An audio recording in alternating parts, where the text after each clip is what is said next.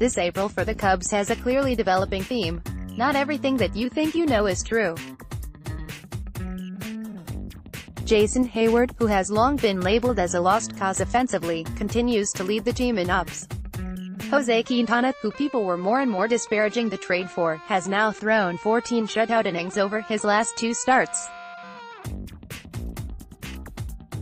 Brandon Kintzler, who many people were ready to drop in the offseason because he was wasting salary and roster space, has basically been the steadiest of the relievers. Are the 3 of them going to be an MVP candidate, a Cy Young candidate and a reliever who cashes in as a free agent this offseason? Who knows? Baseball is funny that way. For the remaining 5 months of the season, those 3 could be terrible.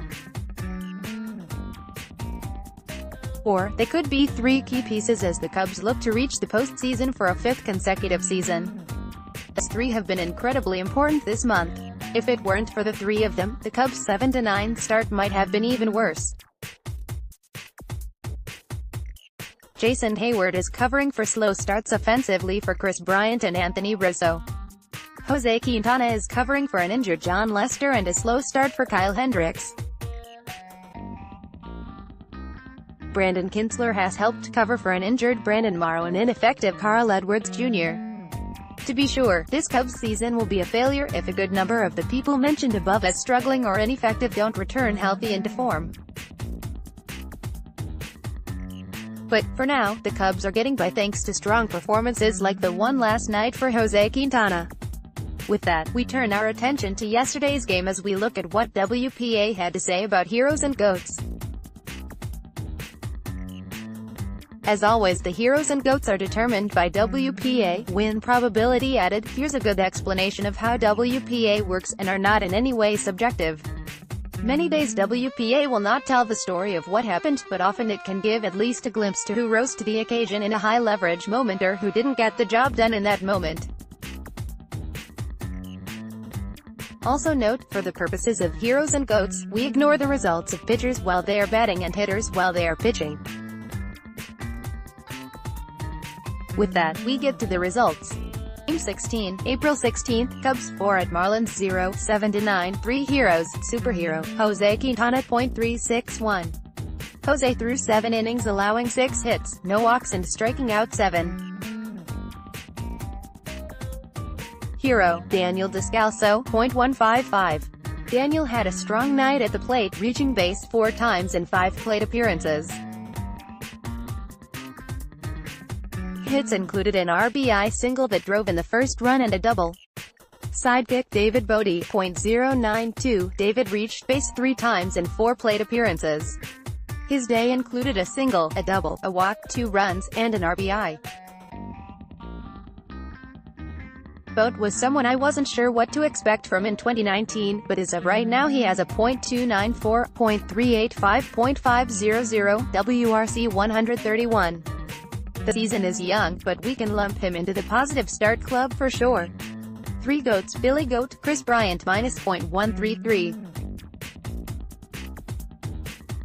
Things continue to not click for KB. He was hitless in 5 at-bats with a strikeout. Honorable mention, Jose Quintana, hitter, -.106. Jose dazzled at the mound and fizzled at the plate. He was hitless in 3 at-bats and struck out all 3 times. Goat, Anthony Rizzo, -.048. The Cubs had 9 hits, but only 4 different Cubs had hits. Rizzo was not one of them.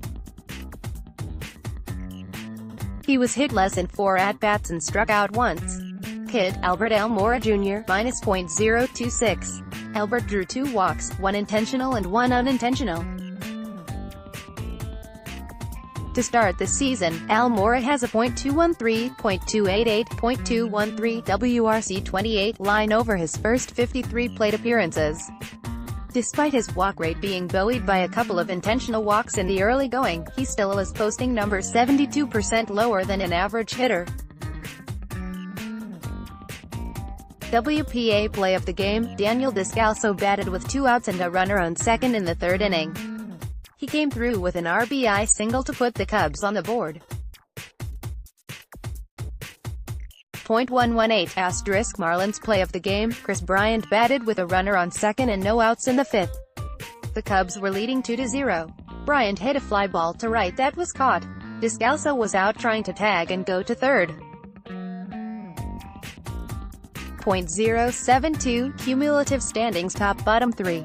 Marlins will be looking to end a 4-game skid and avoid their 9th loss in 10 games. These are two teams heading in completely different directions right now. Cole Hamels will be Cubs starter. Cole is 2-0 with a 3.79 ERA over 19 innings of work. He's coming off of his best start of the year. In that one, he threw 8 innings and allowed 1 run on 4 hits and didn't walk anyone.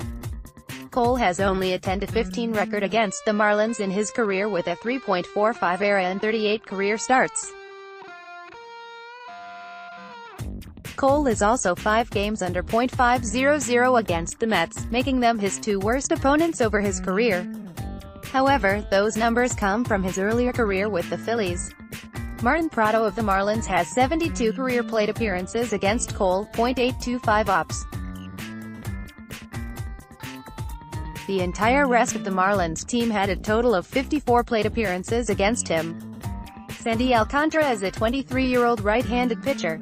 He is 1-1 with a 4.24 ERA over 17 innings of work. Last time out, the Phillies knocked him around pretty good. He allowed 11 hits, 2 walks and 6 runs in just 5 innings of work. He did throw 8 shutout innings against the Rockies in his first start back in March though. Sandy has 2 relief appearances against the Cubs. He pitched 1 2/3 innings and allowed 3 hits, a walk and 2 unearned runs. Accordingly, current Cubs have a total of 6 plate appearances against him, 7 if you include Lane Happ who is still at Iowa. Poll who was the Cubs player of the game. 82%. Jose Quintana 14 votes, 0%. Daniel Descalso 0 votes, 0%. David Bodie 0 votes, 17%. Javier Baez 3 votes, 0%. Other 0 votes, 17 votes total. Vote now. Let's block ads. Why?